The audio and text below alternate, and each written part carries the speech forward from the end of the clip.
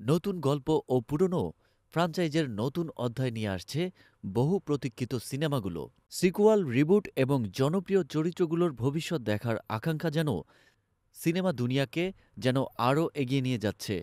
আসুন এক নজরেই দেখে নিই কেমন হতে যাচ্ছে ২০২৫ সালের উল্লেখযোগ্য কিছু সিনেমার তালিকা। নেটফ্লিক্সের নতুন spy movie back in action নিয়ে ফিরছেন ক্যামেরন ডিয়াজ এবং জ্যামি ফক্স। প্রায় এক দশক সিনেমার জগৎ থেকে দূরে থাকা ক্যামেরন ডিয়াজ এবং দীর্ঘ স্বাস্থ্য সমস্যার পর জ্যামি ফক্সের এটি বড় প্রত্যাবর্তন।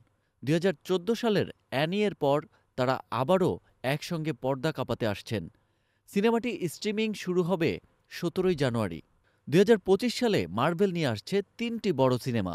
ফেব্রুয়ারিতে মুক্তি পাচ্ছে Captain America Brave New World, May মাসে আসছে থান্ডারবোল্টস, আর জুলাইয়ে মুক্তি পাবে the Fantastic Four First steps.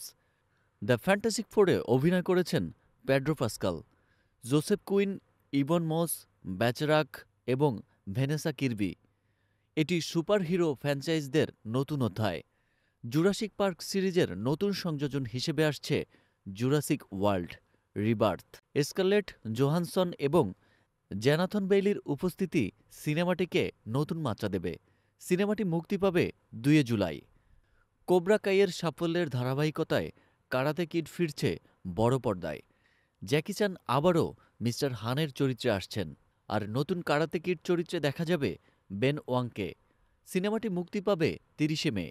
২০২৫ সালের সিনেমা দুনিয়া যে রোমাঞ্চকর হবে তা নিঃসন্দেহে বলা যায়। এগিয়ে আসছে নতুন গল্প, নতুন চরিত্র আর নতুন অধ্যায়। অপেক্ষায় থাকুন।